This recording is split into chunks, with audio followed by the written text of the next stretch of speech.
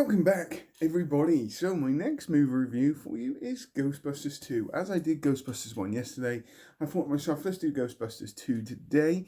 It'd only feel fitting to do that. So, Ghostbusters 2, where do I go with this movie? It is still an enjoyable movie, and I do very much enjoy watching this movie. I don't enjoy it as the first one, and I can never really put my finger on why I don't enjoy this one as much, but it's just something slightly different about it. I do not hate this movie in any way, shape, or form. I still find it a very enjoyable watch. I just don't enjoy it, say, as much as the first one. So this movie, once again, sees a majority of the original cast from the first movie come back, and to be fair, their chemistry, again, on screen is still very, very good, but yet they're slightly numbed down slightly. I don't know if it's where they've grown older or it's just that chemistry is there, but it's not quite as strong as what it was in the first one. So in this movie, we get to see the Ghostbusters out of business from the events which happened back in '84 after Gozer. And if you watched my first Ghostbusters review, you know I got the villain wrong. I said Zool. It's not. It's Gozer. So basically, they're out of business. They're trying to find things to do. Ray is basically doing these parties to try and generate a little bit of money. We've got Peter Venkman, who's now a TV show host to do with a sidekick, who's basically being called a fraud. Egon Spengler is at a university, and just doing all of his scientific kind of university thing, the kind of nerdy thing he does, which is still cool.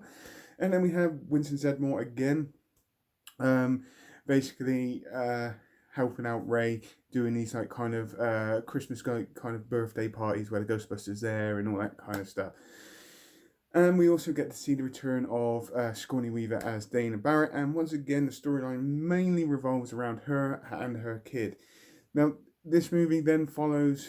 While all this is going on, there is underneath the city of New York. There's this big river of slime being produced by the bigger badass villain Vigo the Carpathian. Honestly, in this movie, once again, the storyline is not that hard to follow in any way, shape, or form. It is kind of predictable, to be honest with you, and it still follows the kind of same traits as the first one. You get to see the first half an hour, 40 minutes, where they're not really Ghostbusters, and then something happens. This time they get caught digging up part of New York City and getting the slime, go to court, and then obviously through the negative energy, which is basically what this slime feeds on, basically produced two ghosts in the courtroom, and the Ghostbusters have to catch these ghosts, which then triggers their return as the Ghostbusters. And once again, you get that montage in here. This movie is also set around Christmas time, or New Year time, I should actually say, not Christmas time. But you get that montage again, and it just follows that same kind of structure as the first one did, which I haven't got a problem with in any way, shape, or form. But where it's already been done before, you kind of go, well, this is a little bit repetitive in maybe a little way. But like I said, I do not hate this movie in any way, shape, or form. We also get to see Rick Moranis as Lewis Tully in here play a bit more of a bigger role. He is the accountant for the Ghostbusters, and he actually gets to put on a proton pack in this movie as well, which, to be fair, is pretty cool. We also get to see a bit of Slimer again. Not as much, I have to admit, which is a little bit disappointing. But at the end of the day, I don't expect too much because the main focus in this movie is around Dana Barrett and her son, and Vigo the Carpathian and the River of Slime. Now, going on to the River of Slime side of it, and Vigo, the main villain in this one, I actually really did enjoy him. He is seriously creepy. I remember watching this the first time when I was a kid, and I'm not going to lie to you, he creeped me out.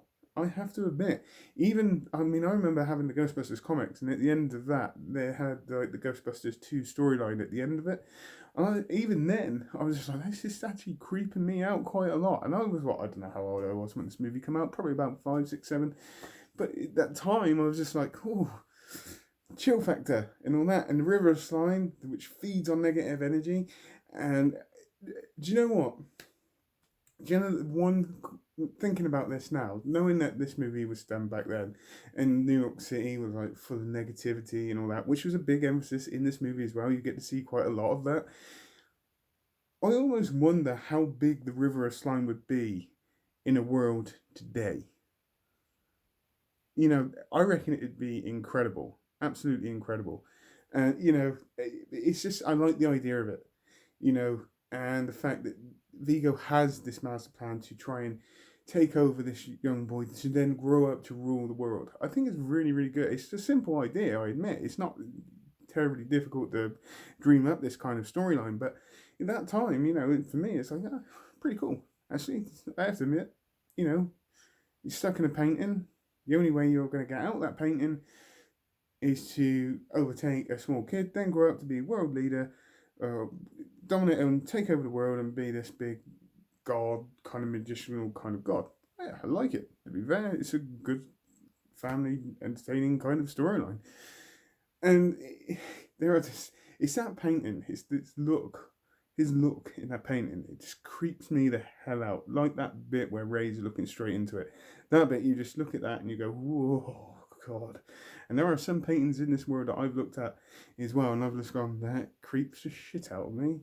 That, that painting is looking at me.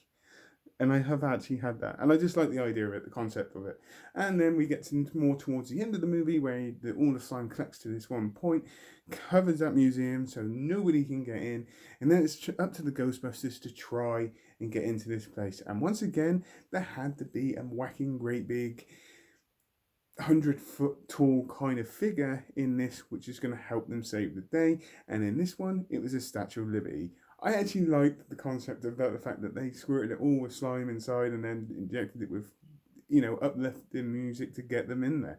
I think it's actually fantastic. And then just the end scene, all of it, that whole end scene, yes, it doesn't have that same kind of factor that the first movie did, but yet it's still an enjoyable watch. I do not hate this movie. Like I said, the chemistry is still there in this, but it's just not quite as prominent as, say, in the first movie. Also, the comedic factors in here are good, but they're not as good as the first one. I know it may seem like I'm picking on this movie a lot. I'm not. I'm not picking on it because I still can sit down and watch it. All I'm saying is it just hasn't got that same feel as the first one. But I can quite easily sit down and watch this movie. And I am still praying to God that they do the third Ghostbusters, to be fair, with the blokes. I think that'd be a really, really good send-off. They could only probably do one more from them. But it'd be absolutely awesome if they could just do that. As a family entertaining movies, but Ghostbusters and Ghostbusters 2, they're always going to get high marks for me. One, because they hold a special place in my heart. Two, I do actually find them very enjoyable to watch, and I can still sit there and watch them quite easily. I love the characters in this. Like I said, the storyline's not hard. The visuals in here are good, but I still reckon the visuals and special effects are still better in the first one. I don't know why, I just find them better in the first one than I do the second one. That being said, and I'll just add something else, another creepy bit that's in this movie, in the tunnel with Winston, that would scare the shit out of me. I'm not going to lie, it would. I would be pooing my pants. So, on that note, if I was to rate this movie, it's going to get a strong 10 out of 10. Strictly because of all the reasons what I said. I don't hate this movie, like I said. I actually really enjoy it. I just don't enjoy it as much as the first one.